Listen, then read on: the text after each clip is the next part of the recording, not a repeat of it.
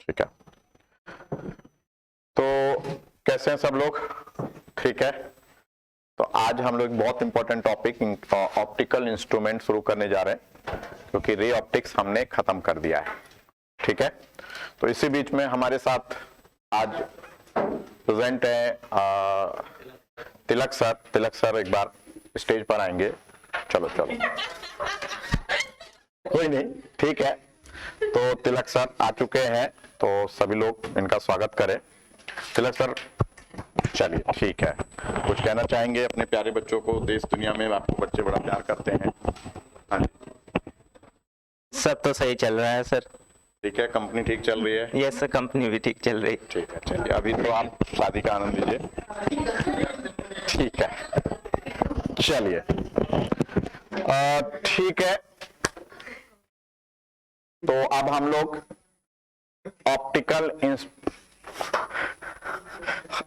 Optical instrument हम शुरू करने जा रहे हैं, और ऑप्टिकल इंस्ट्रूमेंट को समझने से पहले हमको आना चाहिए,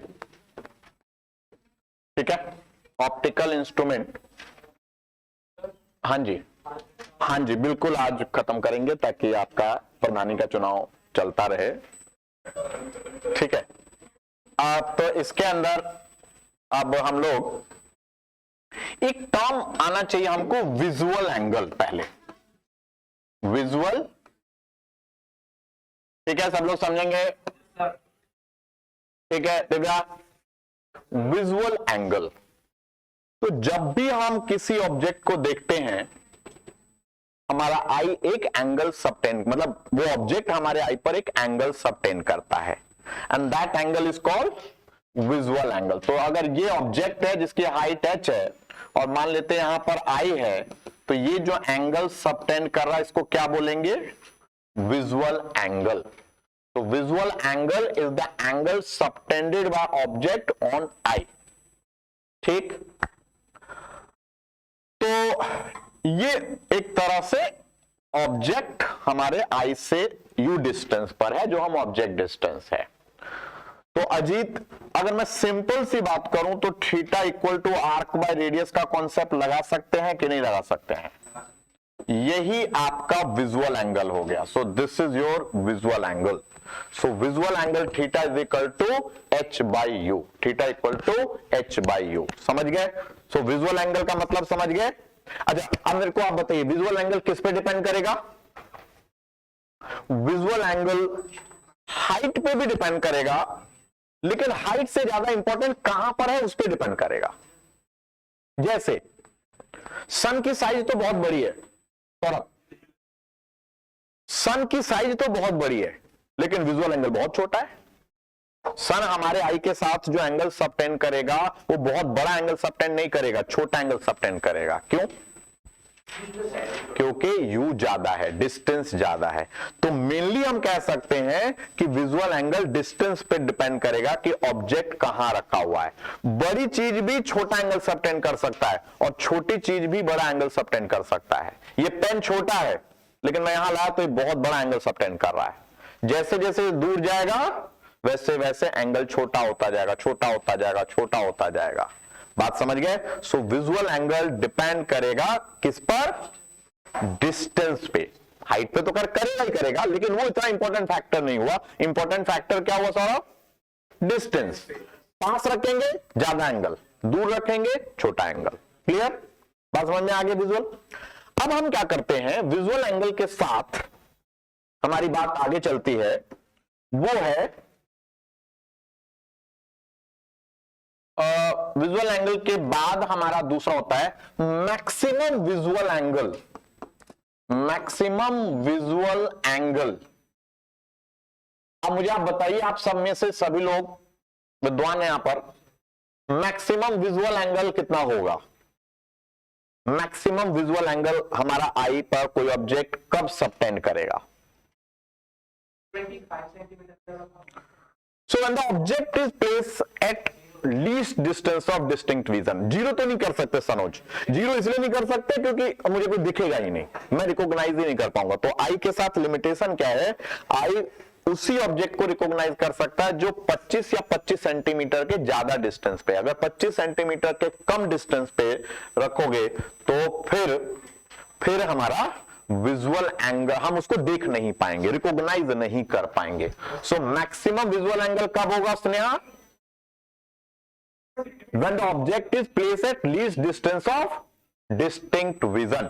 बिल्कुल बातें नहीं, एकदम ध्यान से देखोगे ना, ये ऑप्टिकल इंस्ट्रूमेंट में लोग बहुत परेशान होते हैं, लेकिन आपको क्लास में ही मतलब समझ आने की गारंटी, बट उसके लिए आपको मेंटली क्लास में होना पड़ेगा, ठीक है। तो अब हम बात कर रहे हैं मैक्सिमम विजुअल एंगल। तो कोई भी ऑब्जेक्ट जब least distance of distinct vision पे रखा होगा तो वो मैक्सिमम एंगल सबटेंड करेगा। समझ में आया? तो मैक्सिमम एंगल कब सबटेंड करेगा क्रिस? Least distance of distinct vision. और ये least distance of distinct vision हमारा 25 सेंटीमीटर होता है। ये बात समझ में आ गया? तो मैक्सिमम विजुअल एंगल कितना होगा अजीत, बताइएगा। थीटा नॉट, गुड़वा की तरह बात है, 120 h/d। मार खाओगे आप, ठीक है सोल्जर? 120 कैसे बोलती है? Theta not equal to h/d। 120। अरे यार उल्टा ही सोचते हो सब लोग।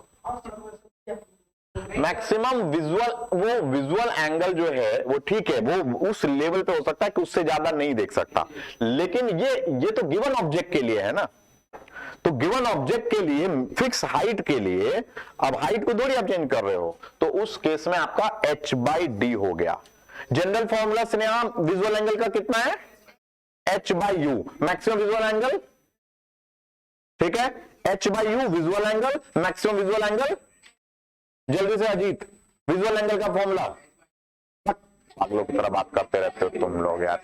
h/u, यही चेक कर रहा था वही पे सब लोग था, मुझे पता था, समझ गए? नहीं, चलिए। तो अब यहां से, अच्छा आपको तो पीडीएफ भी चाहिए ना, तो आपको, ठीक है, आपको क्या चाहिए? यहां पे एक टर्म आता है, उसको समझना है। दैट टर्म इज, उसको बोलते हैं एंगुलर मैग्निफिकेशन। एंगुलर मैग्निफिकेशन किसी भी इंस्ट्रूमेंट का, एंगुलर मैग्निफिकेशन, जिसको मैग्नीफाइंग पावर भी बोला जाएगा। मैग्नीफाइंग, क्रिस बातें नहीं, मैग्नीफाइंग पावर, समझ गए? काहे बकलोल की तरह घूमता जा रहा है? बाप रे। मैग्नीफाइंग पावर, एंगुलर मैग्निफिकेशन,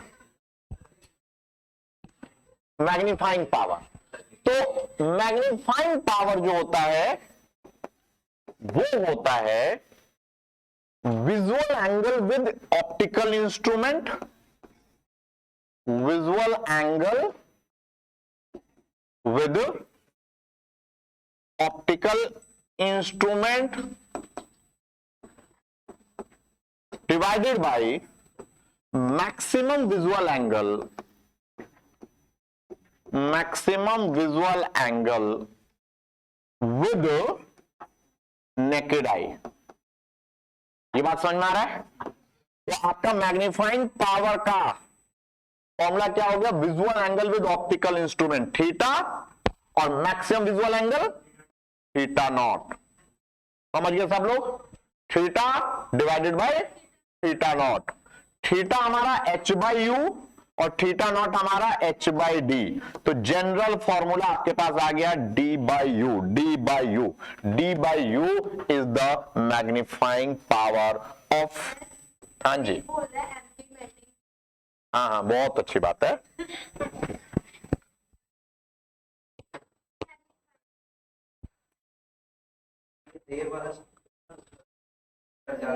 ठीक है, जल्दी से।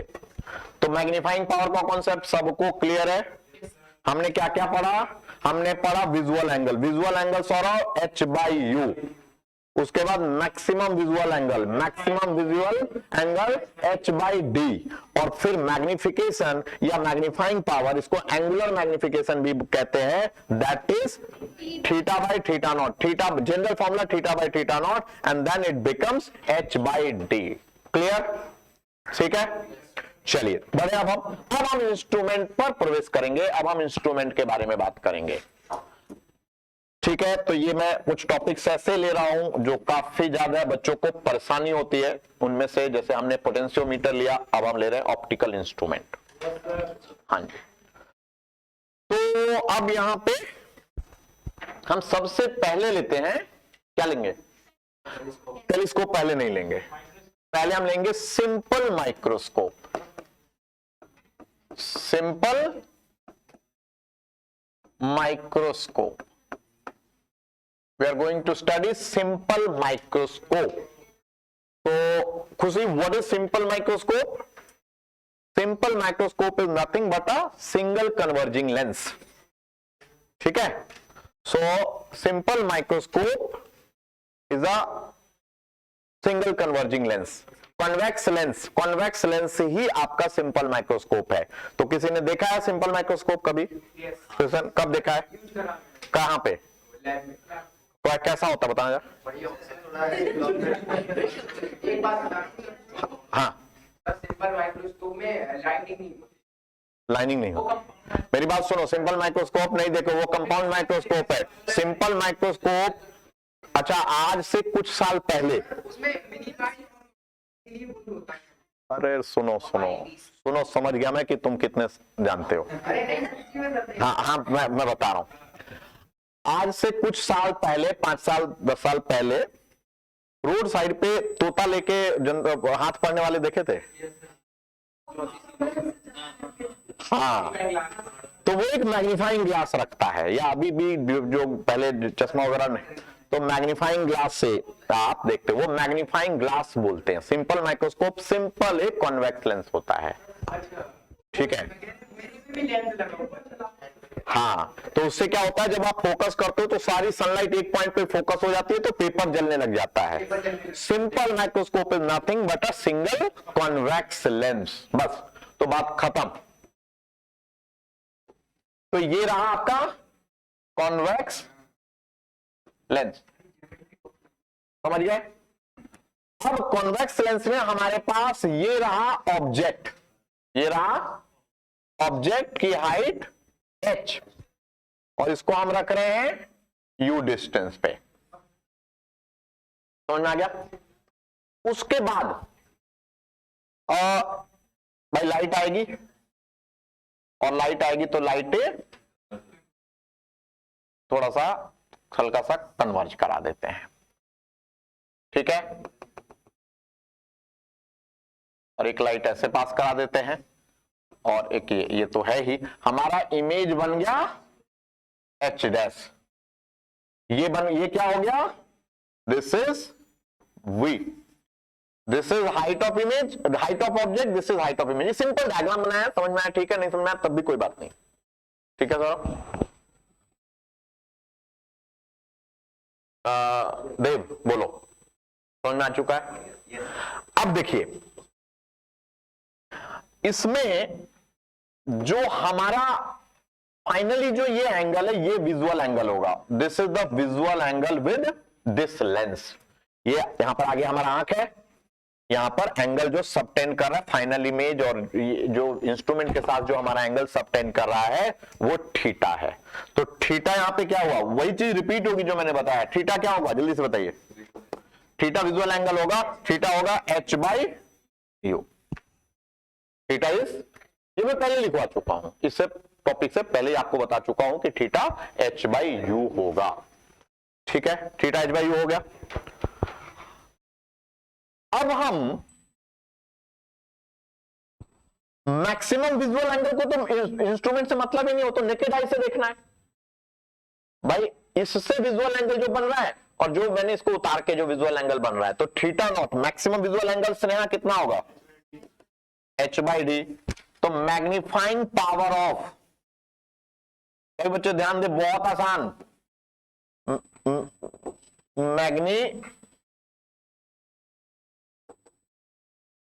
मैग्नीफाइंग पावर कितना हो जाएगा? Theta by theta not. Theta क्या है? दो मैं पहले ही करा चुका हूं, मैं इसमें टॉपिक के अंदर कराया मैंने। एच से एच गया, D by you. Magnifying power हमारा यहां भी वही आया जो हमने पहले किया, डी बाई यू।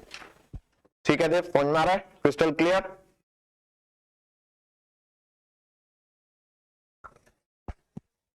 हाँ जी, डी बाई यू समझ गए यहां तक? तिलक सर अभी बिजी हैं, ठीक है।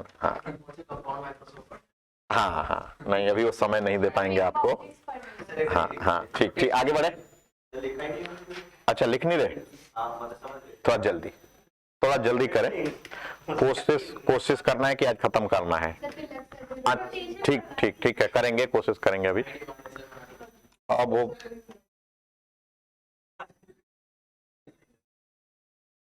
चलिए बढ़ा जाए।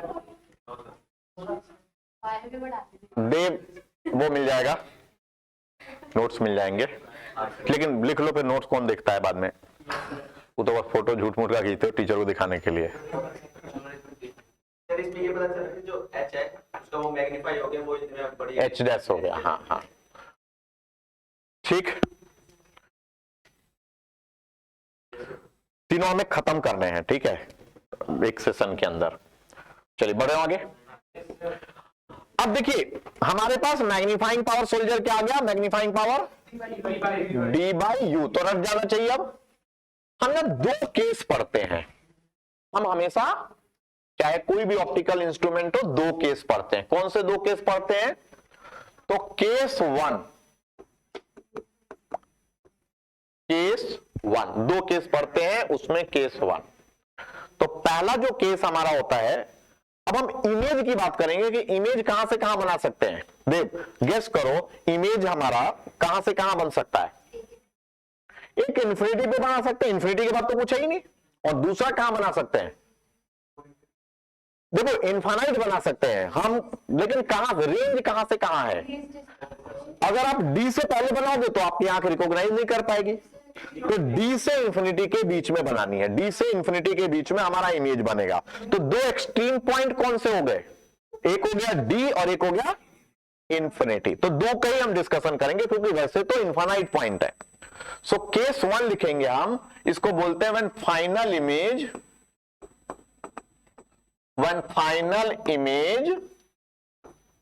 Forms at infinity. Final image जब इंफिनिटी पर बने, इस कंडीशन को हम लोग बोलते हैं नॉर्मल एडजस्टमेंट। ये याद कर लेना, नॉर्मल एडजस्टमेंट। अगर क्वेश्चन में नहीं दिया हुआ है तो वो नॉर्मल एडजस्टमेंट ही होगा। इस कंडीशन को क्या बोलते हैं? Normal adjustment. अच्छा, इस कंडीशन की खास बात क्या होती है कि जब इमेज इंफिनिटी पर आती है, कोई भी चीज इंफिनिटी पे, तो रेज पैरेलल आती है। पैरेलल रेज से ना आंखों पे जोर नहीं पड़ता है। यह जो इंफिनिटी का ऑब्जेक्ट होता है, जो दूर ऑब्जेक्ट होता है, हमारे आंखों पे जोर नहीं पड़ता है। यही ऑब्जेक्ट मैं यहां पे ज्यादा देर रखूंगा ना, मेरे आंखों से मतलब आंसू आने लग जाएंगे। ज्यादा देर में इसको देखता रहूंगा तो मेरे आंखों से आंसू आ जाएंगे। लेकिन यही दूर अगर ऑब्जेक्ट रखा हुआ है, तो इसीलिए जो सिनेमा घर में आप जाते हो, मूवी थिएटर में जाते हो, तो वो आगे वाली सीट पे बैठना प्रेफर नहीं करते हो, पीछे वाली सीट पे बैठना प्रेफर करते हो। ठीक है, तो नॉर्मल एडजस्टमेंट के केस में क्या होता है, हमारा आई क्या होता है? रिलैक्स कंडीशन में रहता है। I is in relax condition. अब आई आपका रिलैक्स कंडीशन में है, लेकिन यहां पे तो नुकसान इसका होता है, मैग्नीफाइंग पावर मिनिमम होता है। इस केस में magnifying power minimum, magnifying power, ये पॉइंट समझ में आ गया? ये पॉइंट नॉर्मल एडजस्टमेंट को हो गया। अब नॉर्मल एडजस्टमेंट, फिर से नॉर्मल एडजस्टमेंट कब है? जब इमेज हमारी इंफिनिटी पे बन रही है। इसका मतलब u क्या है? इंफिनिटी। और अगर u इंफिनिटी है तो v क्या होगा? कैसी बात कर रहे हो यार, बिना सोचे समझे बोल देते हो। वी होगा फोकस पे, यू अगर इन्फिनाइट है तो वी फोकस है। कभी भी अगर हमारा ऑब्जेक्ट इन्फिनिटी पे होगा तो इमेज हमारा फोकस पे बनेगा, ये सब जानते हैं। तो अब मैग्नीफाइंग पावर क्या हो गया, मैग्नीफाइंग पावर का फॉर्मूला d बाई बन गया d बाई यू। हाँ मैंने यहां पे गलती की है, नहीं बताया आपको, नहीं पता चला। मैंने u इंफिनिटी पे रखा है, जबकि रखना क्या है, इमेज इंफिनिटी पे रखना है। ये मैंने जल्दीबाजी में जोश में गलती कर दिया। हमारा इमेज कहां बन रहा है, तो u कहां पर होगा, फोकस पे। तो हमारा फॉर्मूला बन जाएगा d बाई एफ। तो नॉर्मल एडजस्टमेंट के केस में मैग्नीफाइंग पावर, नॉर्मल एडजस्टमेंट के केस में सिंपल लेंस का magnifying power d by F. बस यहीं पे याद कर लीजिए, कहानी खत्म। ठीक है, तो अब हम लोग दूसरा केस स्टार्ट करते हैं। तो पहला हमारा नॉर्मल एडजस्टमेंट था, ठीक है, नॉर्मल एडजस्टमेंट सबको क्लियर है। तो केस 2 में बातें नहीं, केस 2 क्या होगा, when final image form set, जब हमारा फाइनल इमेज डी पर बनेगा। अब देखो जब डी पे बनेगा ना, बहुत पास बनेगा तो आंखों पे बहुत जोर पड़ेगा। तो इस केस में क्या होगा, I is in maximum strain, आंख पे सबसे ज्यादा जोर पड़ेगा, आपके आंखों पे सबसे ज्यादा जोर पड़ेगा। बट मैग्नीफाइंग पावर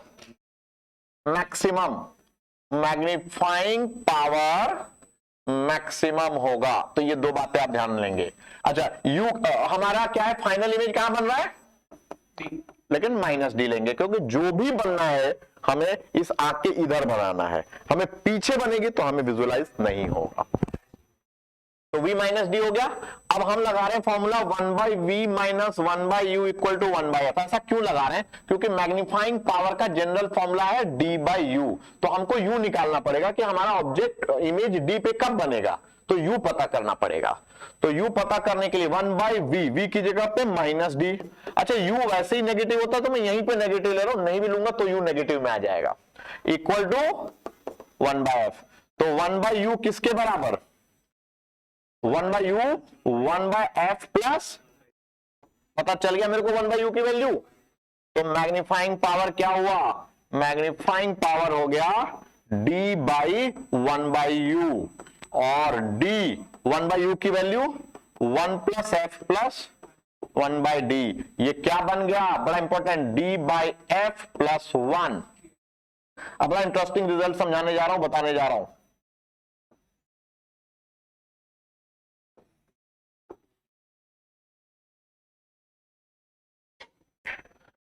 पहले क्या था, पहले नॉर्मल एडजस्टमेंट में क्या था, d by F. Normal adjustment में क्या आया था, d बाई एफ, और इसमें क्या आ रहा है, d बाई एफ प्लस 1।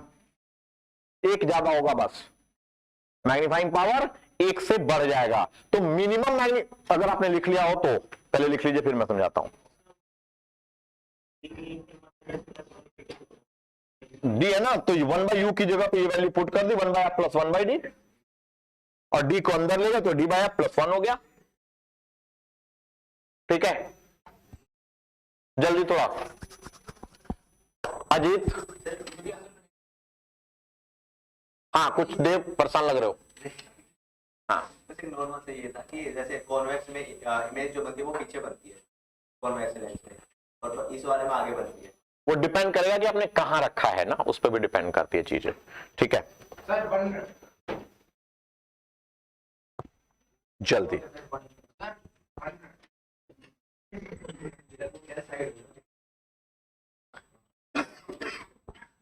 चलो कोई नहीं। ये क्या लिखा है, अजीत कभी कभी तो लिखता है 1/u equal to 1/f plus 1/d, फिर उसके बाद ये formula d by F plus 1। यही तो आया आपके 1/u, F D over F plus D, ऊपर जाएगा ये u निकाल लिया ना आपने। तो देखो एक बार याद करने वाली बात, मिनिमम मैग्नीफाइंग पावर कितना है, minimum magnifying power, minimum magnifying power D by F, और maximum magnifying power D by F plus 1। तो अजीत आपसे एक क्वेश्चन आपके सामने, अगर मिनिमम मैग्नीफाइंग पावर 5 है तो मैक्सिमम मैग्नीफाइंग पावर कितना होगा? अरे अभी तो बता रहा हूं, एक ज्यादा होगा बस। तो अगर मिनिमम 5 है तो मैक्सिमम 6 होगा, मिनिमम 5 तो मैक्सिमम 6। किसमें? सिंपल माइक्रोस्कोप में। तो ये कहानी थी सिंपल माइक्रोस्कोप की। बात समझ में आ गया? चलो सारा समझ में आ गया।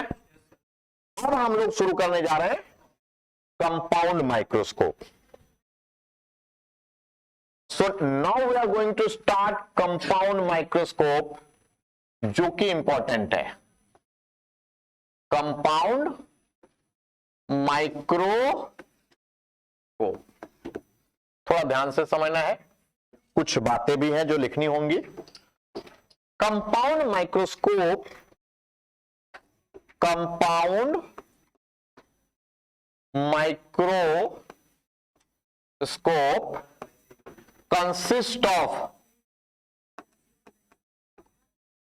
To converging lens. Compound microscope किससे बना होगा? दो कन्वर्जिंग लेंस। कन्वर्जिंग मतलब convex. So compound microscope consist of two converging lens. Clear हो गया बात? कभी पूछे तो दो कन्वर्जिंग लेंस से बना होता है। उनमें से एक को बोलते हैं, क्या बोलते हैं? Objective lens. ऑब्जेक्टिव लेंस, इसको ऑब्जेक्टिव लेंस जो ऑब्जेक्ट की तरफ होगा, और दूसरा आई पीस जहां से आप देखोगे।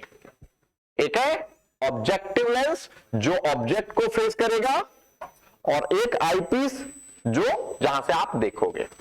बात समझे? माइक्रोस्कोप में आपको ध्यान देने वाली बात यह है कि focal length and aperture of eyepiece, focal length and aperture of eyepiece, focal length and aperture of eyepiece is large as compared to objective lens। यही ध्यान नहीं देते हो तो गलती हो। साथ के साथ चीजें तैयार होनी चाहिए। कंपाउंड माइक्रोस्कोप, सब चीजें पूछे जाएंगी। कंपाउंड माइक्रोस्कोप में आई पीस का फोकल लेंथ और अपर्चर बड़ा होगा। कंपाउंड माइक्रोस्कोप में आई पीस का फोकल लेंथ एंड अपर्चर बड़ा होगा, ऑब्जेक्टिव का focal length and aperture small होगा। ये बात समझ में आ गया? ये पूछ सकता है, तो आपको आना चाहिए। In compound microscope the focal length and aperture of eyepiece is small, sorry गलत, eyepiece is large, focal length and aperture of objective is small. Point clear? लिख लिया सबने? हाँ जी, हाँ, लेंस का एक तरह से लाइट ट्रांसमिटिंग एरिया को हम अपर्चर बोलते हैं, लाइट ट्रांसमिटिंग एरिया। समझ में आ गया यहां तक? अजीत लिख लिए? सनोज? Yes sir. अब बात कर रहे हैं, रे डायग्राम बना रहे हैं हम इसका। अब जो बोर्ड के बच्चे देख रहे होंगे उनके लिए थोड़ा सा है, क्योंकि बनाने में बड़ी दिक्कत आती है। रे डायग्राम, रे डायग्राम का स्पेलिंग सही है? देखना यार, डबल एम थोड़ी होगी। चलो ठीक है, कभी कभी कॉन्फिडेंस लूज कर देता हूं इंग्लिश में। रे डायग्राम, तो रे डायग्राम बनाने की टेक्निक है, लोग नहीं बना पाते हैं, डरते हैं। सिंपल सी बात क्या है, पहले कोई नहीं बनाएगा, पहले मैं बना लूं, क्योंकि मुझसे बन जाए पहले, वही बड़ी बात है, तो उसके बाद आप बनाओगे। हम क्या करेंगे, एक ऑब्जेक्टिव लेंस बना लिया, और किस बात कर रहे हो, नुकसान कर रहे हो अपना, और एक दूसरा हाँ, दूसरा आईपीस थोड़ा बड़ा बना दिया, समझ गए। वैसे तो आप लोगों के काम की उतनी चीज नहीं, आपको तो फॉर्मूला से मतलब है। पागल की तरह नहीं देखते, लाखों में लोग देखते हैं, और क्या मजाक समझ रहे हो। शांत, आप सुनो सुनो सुनो सुनो, वही तो देखेंगे आप, देखो। फिजिक्स के हाँ हाँ, अच्छा पहला है। 6 मार्क्स फिजिक्स। सुनो मेरी बात ध्यान से, लापरवाही बिल्कुल नहीं। ये रे डायग्राम ही सबसे टफ होता है बनाना। तो ये हमारा ऑब्जेक्ट है, ठीक है। तो इस ऑब्जेक्ट को हमने रखा, तो इसमें क्या करना होता है कि एक रे आप बनाओगे,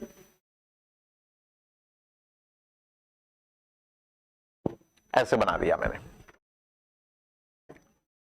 और अब देखो, यहीं पे गलती मेरे से भी हो जाएगी। एक रे मैं ऐसा बना दूंगा, ज्यादा ध्यान मत देना, बना दिया ठीक है, सही है। भाई।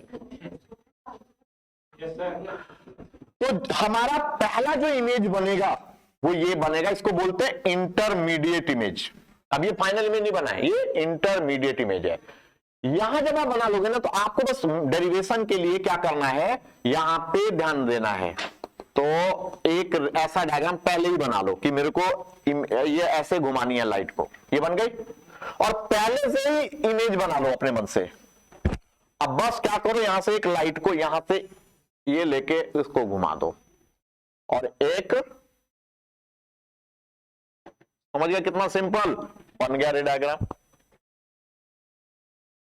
बन गया रे डायग्राम। अब हाँ क्या करिए, पहली बात रे डायग्राम है ये। रे डायग्राम डिपेंड करेगा ऑब्जेक्ट की पोजीशन पे, ये कहीं भी बन सकती है, कहीं नहीं, ये 100% सही। कोई भी नंबर काटे तो हाई कोर्ट सुप्रीम कोर्ट कहीं भी जाके केस करके हम लोग जीत जाएंगे। हाँ क्या यार, अब ये दोबारा नहीं बता सकता, अभी से पूरा डायग्राम तुम करो, दोबारा मिटा के बनाओ सिंपल। अब तुमको तो बनाना है ही नहीं यार, तुम तो ऐसे भी मजे ले रहे हो, बनाना तो है नहीं, सिंपल डेरिवेशन पे आ जाओ। अब वीडियो में देख लेना पीछे करके, क्योंकि ना दिस इज यू नॉट, ये आपका ऑब्जेक्टिव से ऑब्जेक्ट का डिस्टेंस है यू नॉट। और ये रहा, ये क्या हुआ, ये बताओ मुझे, ये वी नॉट ऑब्जेक्टिव से इमेज का डिस्टेंस। अब ये जो इमेज है इंटरमीडिएट इमेज, ये क्या करेगा, इसके लिए ऑब्जेक्ट का काम करेगा। ये हो गया यूई, ये बात समझ में आया कि नहीं आया, दिस इज यूई, समझ गए। और ये पूरा वी जिसकी मुझे जरूरत नहीं। वैसे आप लोग को फिर से कह रहा हूं, उतना ज्यादा घबराने की समझने की जरूरत नहीं है। तो ये मेरा विजुअल एंगल होगा, क्योंकि मेरा फाइनल इमेज जो है ये विजुअल एंगल हो गया। ये एच हो गया, एच डैश हो गया, और ये एच डबल डैश हो गया, और ये मेरा हाइट ऑफ ऑब्जेक्ट। समझ में आ गया? हाँ,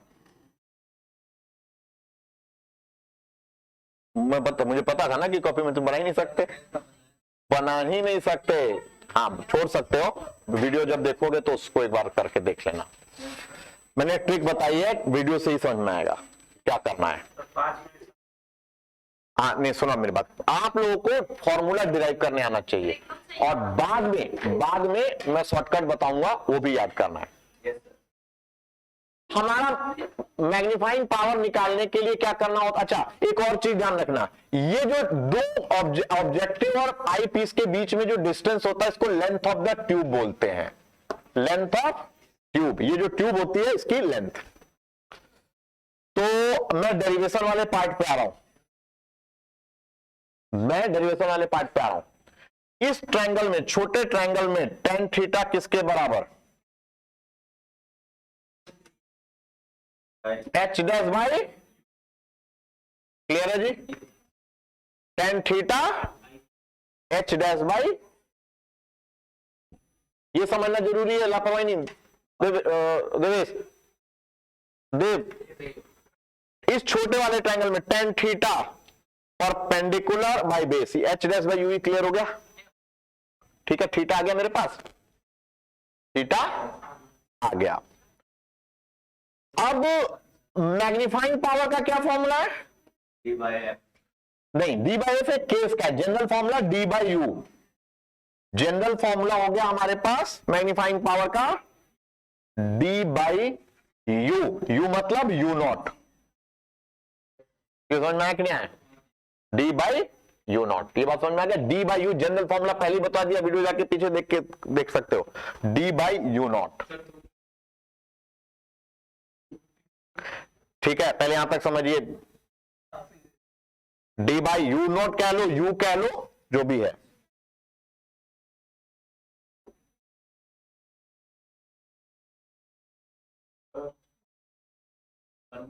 अच्छा नहीं, 2 मिनट छोड़ो इसको, अभी इससे नहीं बनेगा, छोड़ दो ना, कोई जरूरत नहीं है। या अभी सिंपल इसको ऊपर करूंगा तो वो नहीं आएगा ना, उसमें क्या आएगा? नेक्स्ट लाइन यार नेक्स्ट लाइन लूंगा तो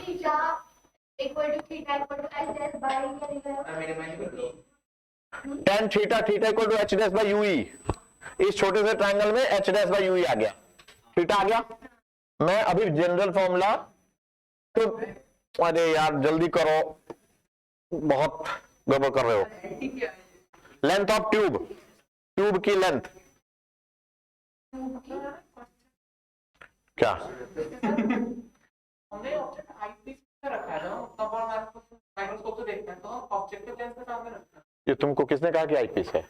आईपीस वो है, तो और क्या है? तो फिर इमेज अंदर क्यों बन रही है? जो माइक्रोस्कोप में हमारी आई बनती है, मतलब आईपीस के साथ बनती है। आईपीएस जी बात कर रहे हो, इमेज थोड़ी है कि आंख में बनती है या पीछे बनती है। बनती तो इधर ही, जो भी बननी है सब इधर ही बननी है। बाद में ये लोग चले गए गलत रास्ता पे, मेरे को कहने दो अगला। tan थीटा, इसमें ये नहीं कि आई पीस यहीं पे बनेगी, फाइनल इमेज यहां भी उधर ही बनती है। मेरी बात सुनिए, तो मैग्नीफाइंग पावर का जनरल फॉर्मूला क्या है? मैग्नीफाइंग पावर का general formula theta by theta not, ये लेंगे, ये वाला लेंगे, थीटा बाई, क्योंकि इसमें 2 लेंस यू किसका ले हमें नहीं समझ में आया, तो हम theta by theta not general formula ले। थीटा हमारा क्या आया देव? एच डैश बाई, और थीटा नॉट होता क्या है? हो गया। तो मेरा मैग्नीफाइंग पावर, अब एक चीज ध्यान रखना, मेरा जो फाइनल इमेज है, मैं अगर साइन कन्वेंशन ले नहीं रहा हूं तो उससे कंफ्यूज हो जाओगे। मेरा फाइनल इमेज जो बन रहा है वो इन्वर्टेड बन रहा है, तो मैं बिना सोचे समझे भी लास्ट में माइनस लगा दूंगा। तो मैं अभी जो कर रहा हूं वो मैग्नीफाइंग मतलब साइन वाइन नहीं ले रहा हूं, डायरेक्ट कर रहा हूं, लेकिन ये अंडरस्टूड होना चाहिए कि फाइनल इमेज इन्वर्टेड बन रही है। मैं हाँ नहीं लोगे तब भी चलेगा, लास्ट में लिख देना ऑप्शन। तो डी बाई यूई और इधर बचा एच डैश बाई एच, समझ में आ गया? D by U E H dash by H, अभी फाइनल आएगा। अब लीनियर मैग्निफिकेशन ऑब्जेक्टिव लेंस का, तो ऑब्जेक्टिव लेंस के लिए ही ना ये आपको बाद में याद करा दूंगा मैं, तो इसकी टेंशन मत लो, समझ लो। इसके लिए मैग्निफिकेशन का, linear magnification height of image by height of object, यही होता है ना। तो height of image H dash upon height of object H किसके बराबर? ये होता है v by V not by you not, लिख सकता हूं कि नहीं? तो यहां पे एच डैश को क्या लिख सकता हूं मैं? V not by you not into, मैं यहां कहीं भी साइन नहीं ले रहा हूं ताकि आप उस लफड़े में फंस के गड़बड़ मत करो। तो डी बाई यूई और एच डैश बाई एच को क्या लिख सकता हूं मैं? V not by you not, यही डायरेक्ट लिख देता हूं ना, क्या जा रहा है। तो मेरा फाइनल मैग्नीफाइंग पावर का फॉर्मूला आ गया V not by you not into D by U E. क्योंकि मेरा फाइनल इमेज इन्वर्टेड है तो मैं यहां माइनस साइन लगा दूंगा, तो डायरेक्ट भी कर सकता हूं, ठीक है। कैलकुलेशन के लिए तो वैसी जरूरत नहीं है, लेकिन हम यहां पे परेशान लग रहे हो। तो मैग्नीफाइंग पावर क्योंकि नेगेटिव है तो मैं यहां डायरेक्ट लगा रहा हूं, बाकी सब जगह पे मैं नहीं रख रहा हूं। हमको ये याद करना है, हमको क्या याद करना है? ये फॉर्मूला, काम का फॉर्मूला, लेकिन इसको भी याद करवाने का तरीका सिखा देता हूं। जब हमने 2 लेंसेज की कॉम्बिनेशन पढ़ी थी तो मैग्निफिकेशन क्या था? m1 into m2। तो यहां पे आपको क्या करना है, linear magnification of objective into angular magnifying power of eyepiece, समझिए, v not by you naught, linear magnification of objective. तो ये बात समझ में आ रहा है, v not by you naught, linear magnification of नहीं ऑब्जेक्टिव, और एंगुलर मैग्निफिकेशन तो सिंपल माइक्रोस्कोप का मैग्नीफाइंग पावर का क्या फॉर्मूला लिखवाया था, d by u d by u d by u. बस, तो आपको ये सब नहीं समझ में आया तब भूल जाइए, इसको याद करने का तरीका याद रखिए। हम क्या करेंगे, m1 इंटू m2, m1 है v not by you not, और ये लेना है लेकिन angular, angular D by you E, eyepiece का एंगुलर लेना है, याद हो जाएगा, v not by you not into D by you E, V not by you not into D by you E, V not by you not into, चलिए अजीत एक बार बोल दीजिए मेरे साथ, मैग्नीफाइंग पावर का फॉर्मूला, स्लो रहते हो, we not by you not into D by you E, very good very good, हो गया, याद हो जाएगा। अब देव, यहां पे एक टर्म और आ जाता है, length of tube, length of tube किसके बराबर होगा, V naught plus you E, so length of tube,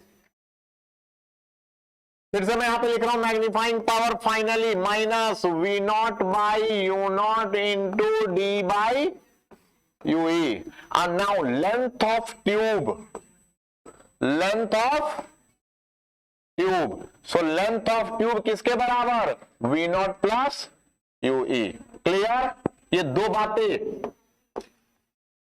समझ में आ गया, ये दो बातें क्लियर हो गई, ये याद करने लायक है। बाकी जो मैंने पीछे की देखा तो नीट के जो इस प्रिपरेशन कर रहे हैं उनके सब जरूरत नहीं, सिर्फ ये दो फॉर्मूले, magnifying power V not by you not into D by you E, याद करने का तरीका linear magnification of objective into angular magnification of eyepiece, clear. अब इसके भी दो केस करेंगे, केस रिकॉर्डिंग ऑन है ना, हाँ हाँ ऑन है, ऑन है, सही चल रहा है, सही चल रहा है,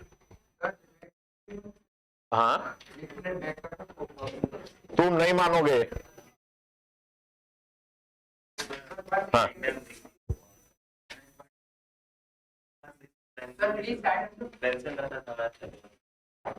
सर हाँ ये रिकॉर्डिंग आज में अगर कर दे, ये आज ही डालना है,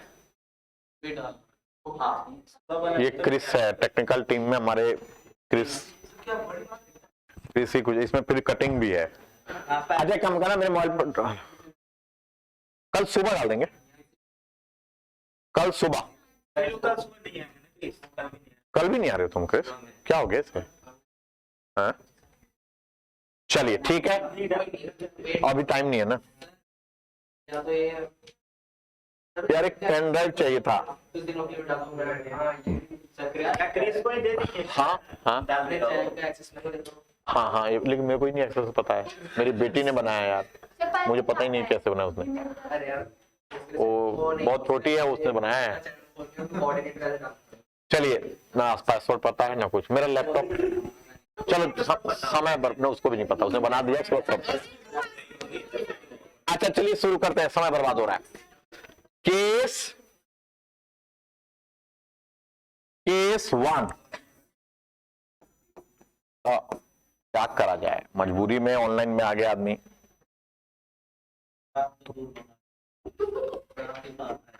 केस 1 हमेशा क्या रहेगा, फाइनल इमेज, अब मेरे को लिखवाने की जरूरत नहीं, वो सारे नियम यहां भी रहेंगे। तो केस 1 में मैं लिख नहीं रहा, केस 1 क्या होता है, when final image forms at infinity, when final image forms at infinity, बात समझ में आ गया। So when final image forms at infinity, final image infinity का मतलब हो गया वी इंफिनिटी हुआ, वी इंफिनिटी। देव अगर वी इंफिनिटी है तो यूई कितना होगा, एफ ई, बस इस फॉर्मूले में रख दीजिए, मैग्नीफाइंग पावर आ जाएगा minus V not by you not into D by F E, हो गया, खत्म कहानी।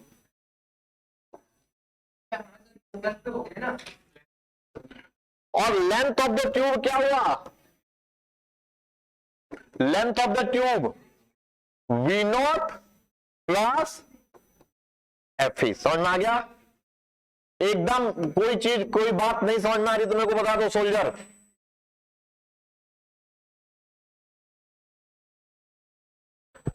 एक दिन सोल्जर का भी सम्मान किया जाएगा क्योंकि इनके घर वाले सोल्जर से मतलब सैनिकों से प्रभावित होके, हाँ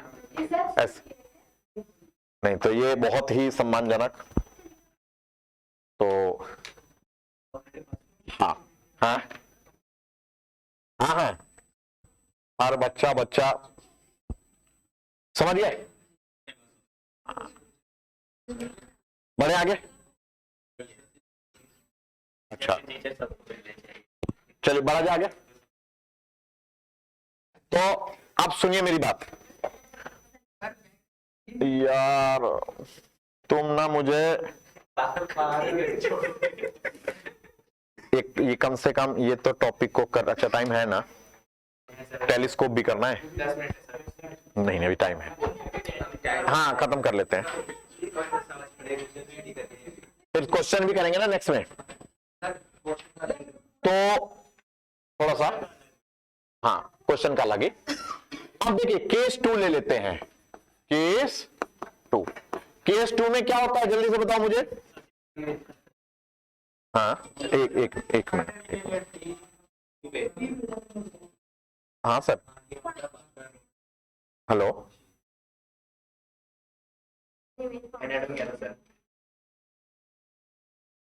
हेलो हाँ वो रिकॉर्डिंग में बस 10-15 मिनट। ठीक है सर ठीक है। हाँ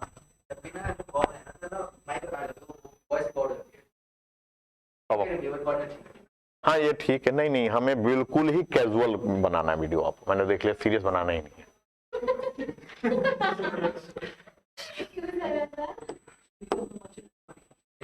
ना बच्चे तो कैसे भी नहीं पढ़ेंगे, वो तो बात ही अलग है। बच्चे को तो छोड़ दो। केस 2 में हम क्या करेंगे? केस 2 अजीत क्या है? When final image form set D. तो फाइनल इमेज आपका डी पे बन रहा है, तो फाइनल इमेज माइनस डी पे लेके चलूंगा। फिर से फॉर्मूला लगाऊंगा 1/VE minus 1/UE equal to 1/FE। तो जब मैं इसको सॉल्व करूंगा ना तो 1/-D minus 1/UE equal to 1/FE। तो अब मैं क्यों कर रहा हूं? क्योंकि मेरे को मैग्निफिकेशन में ये चाहिए। मैग्नीफाइंग पावर का formula general formula minus V0/U0 D/UE, ये जनरल फॉर्मूला हो गया ना इसके लिए। V0/U0 D बाई, अब 1/UE की जगह पे ये वैल्यू पुट कर दूंगा तो माइनस V0/U0 D, 1/UE की जगह पे 1/FE प्लस 1/D। तो यहां भी माइनस V0/U0, ये अंदर गया D/FE प्लस 1 हो गया। देखिए कितना सिंपल। बस आपने अगर सिंपल माइक्रोस्कोप का याद कर लिया तो कंपाउंड में बस माइनस V0/U0 मल्टीप्लाई कर देना है और कुछ नहीं, रिजल्ट सेम ही रहेगा। तो minus V0/U0 D/FE plus 1, minus V0/U0 D/FE plus 1। आज आपका काम रहेगा फॉर्मूले को एक बार देखना पूरी वीडियो और फॉर्मूले को याद करना, बस और कुछ नहीं करना। क्वेश्चन मैं कराऊंगा। अच्छा चलो कोई नहीं, ध्यान रखेंगे। हाँ नहीं खैर अच्छा हो रहा है अब धीरे धीरे। पता यार कॉलेज में कैसे पास हो गए।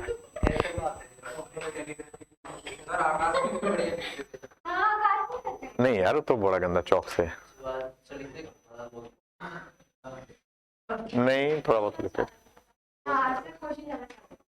हो गया यहां तक। तो ये हमारा कंपाउंड माइक्रोस्कोप भी खत्म। अब मैं आपको कराने जा रहा हूं क्योंकि मैं चाहता हूं एक ही वीडियो में आए, ज्यादा बार बार लोग ना देखना पड़े।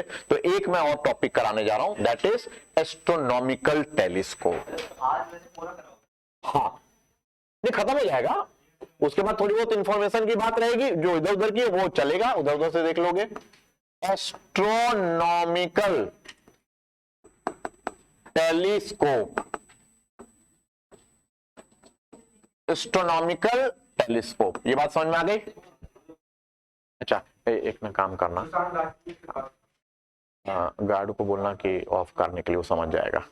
थोड़ा सा कर दो यार जोड़ के, हाँ वो समझ जाएगा कि यार वो स्विच ऑफ कर दो सर का बैटरी का। हाँ ठीक है, एस्ट्रोनॉमिकल टेलीस्कोप। अच्छा, एस्ट्रोनॉमिकल टेलीस्कोप में भी दो लेंस यूज होते हैं। क्या होते हैं? दो lenses. So it consist of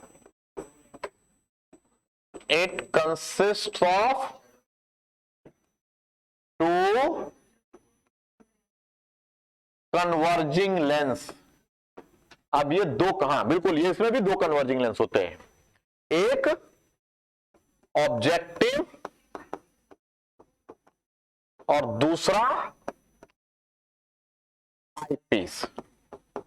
so one is objective lens, another is eyepiece. Same कहानी वही भी, बट यहां पे क्या बात होगी, यहां उल्टा होगा।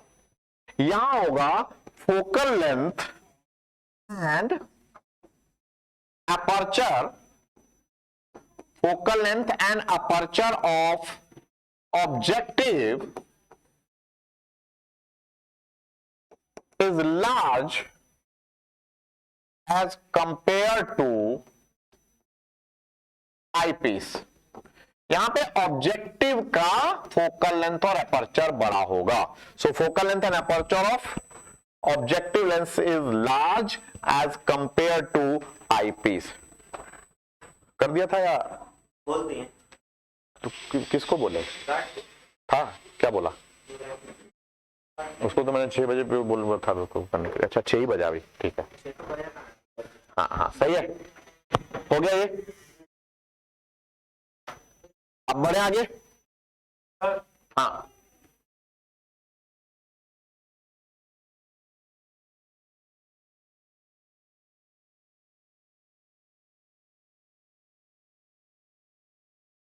अलार्म लगाए ना भाई, एक एक पल का समय का पता चलता है। अभी इसमें सिग्नल आ गया कि अब बाइंड अप करो। हो गया?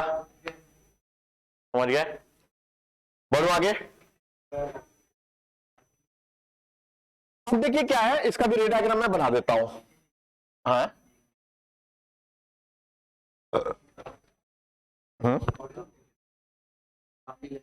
हाँ तो मजा आएगा ना, मजा आएगा तभी तो। देखो ये इस टॉपिक में परेशान रहते हैं लोग। अब देखो एक वीडियो में सारी समस्या समाधान, लेकिन आज से पहले हार्ड था। अब देखिए इस बार ऑब्जेक्टिव थोड़ा मैं बड़ा बनाऊंगा और ये थोड़ा सा छोटा बना देता हूं, और ये रहा प्रिंसिपल एक्सिस। अब देखिए यहां पे ऑब्जेक्ट कहां भाई, एस्ट्रोनॉमिकल टेलीस्कोप का काम क्या है? एस्ट्रोनॉमिकल टेलीस्कोप का काम है दूर का ऑब्जेक्ट देखना। अब दूर का ऑब्जेक्ट कहां, मतलब बहुत दूर, बहुत दूर मतलब इन्फिनिटी के ऑब्जेक्ट है। तो इस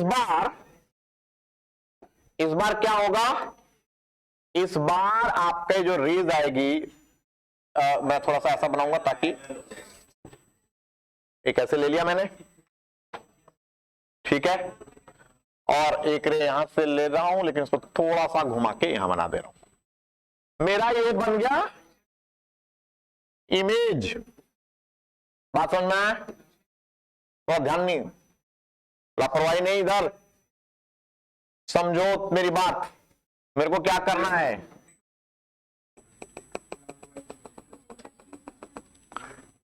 बस ये बड़ा इंपॉर्टेंट है डेरिवेशन के लिए कि एक लाइन आपको यहीं से ले जानी है ताकि यहां से पास करे। तो अब मैं क्या करूंगा, ये जो रे बेंड हो रही है ना, यहीं से लाइट लाऊंगा। मतलब बस ये चालाकी करने की जरूरत है, खत्म, बन गया। अब ये मेरा, ये बन गया थीटा, और ये क्या हुआ, ये, अब ये V0 क्यों, जब ऑब्जेक्ट इंफिनिटी पे है तो इमेज कहां बनेगा, ऑब्जेक्ट इंफिनिटी पे तो इमेज कहां बनेगा, तो ये F0 हो गया और ये UE। समझ में आया कि नहीं आया बता दो, सब कुछ क्लियर है, क्रिस्टल क्लियर। तो ये आपका H, इसमें थीटा किसके बराबर होगा, H बाई UE, ये बात समझ में आ गई। अब थीटा नॉट किसके बराबर, थीटा नॉट किसके बराबर सोल्जर, अरे यार उसका h/d। अब ये कह रही है H बाई डी, हालांकि जो बाकी लोग बोल रहे थे तो बहुत गलत बोल रहे थे, लेकिन इसने भी गलत बोला, लेकिन उसने थोड़ा कम गलत बोला। H by D, H by D तभी एप्लीकेबल, अब सन या मून को डी पे ला सकते हो, नहीं इतनी एक्साइटमेंट में नहीं बोलना है।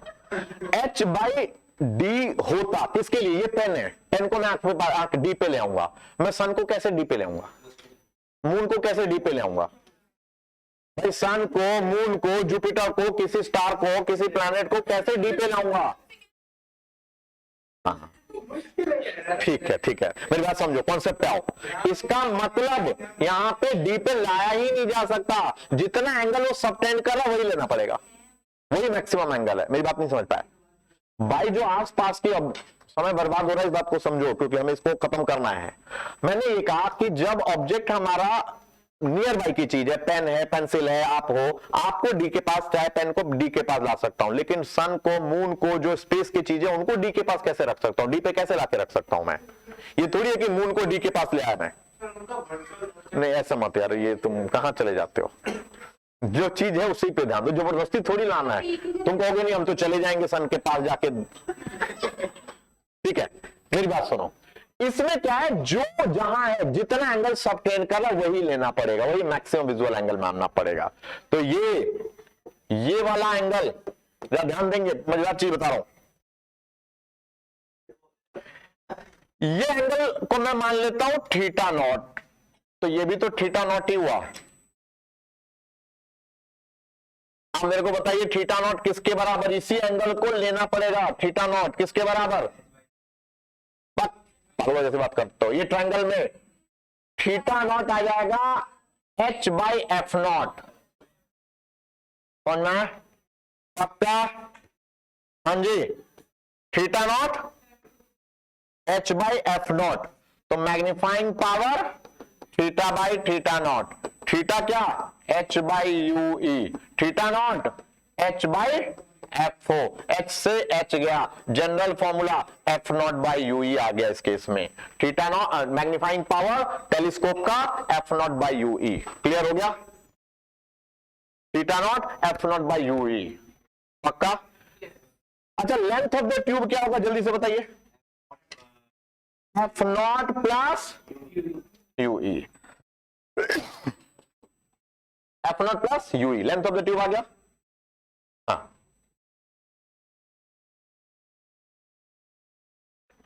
F naught by you e, ये चीज क्लियर हो गया। अब देखिए हमको दो चीजें करनी है, हमको दो चीजें करनी है, फिर से दो चीजें क्या करनी है, पहला हमारा case one, normal adjustment, normal adjustment, Ajit क्या मतलब नॉर्मल एडजस्टमेंट, हाँ नॉर्मल मतलब नॉर्मल परपेंडिकुलर, नॉर्मल एडजस्टमेंट का मतलब वीई यूई एफ के बराबर हो गया। अब मैग्नीफाइंग पावर, बड़ा इंपॉर्टेंट फॉर्मूला, मैग्नीफाइंग पावर का फॉर्मूला दे जल्दी से बताओ, क्या लिखवाया, क्या लिखवाया, हाँ ये भी माइनस लगा सकते हो, ये भी इन्वर्टेड इमेज बना है, हाँ एक मिनट बस लास्ट, तो मैग्नीफाइंग पावर माइनस क्या था एफ नॉट बाई एफ हो जाएगा, माइनस चाहो तो वो सिर्फ इन्वर्टेड इमेज है इसलिए, और length of the tube f naught plus f ही बन गया, ठीक है।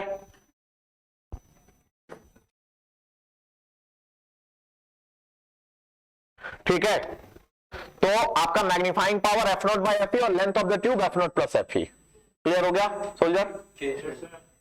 और केस टू, ये FT हाँ लेंथ ऑफ ट्यूब। केस 2 में हमारा फाइनल इमेज कहां बनता है? माइनस डी पे, उसको इन्फिनिटी पे नहीं। तो अब हम फिर से वो निकालेंगे, तो 1/VE minus 1/UE equal to 1/FE। तो 1/VE की तो value minus D minus UE ये आ जाएगा, तो 1/FE। तो 1/UE की वैल्यू आ जाएगी 1/FE प्लस 1/D। ये बात समझ में आ गया? तो मैग्नीफाइंग पावर का जनरल फॉर्मूला हमारे पास होता है, general formula F0 by UE। तो F0 by 1/UE 1/FE plus 1/D, यही है। हम क्या करेंगे, नीचे से FE कॉमन लेने की कोशिश करेंगे, जो नहीं है। लिख सकते हैं ऐसे।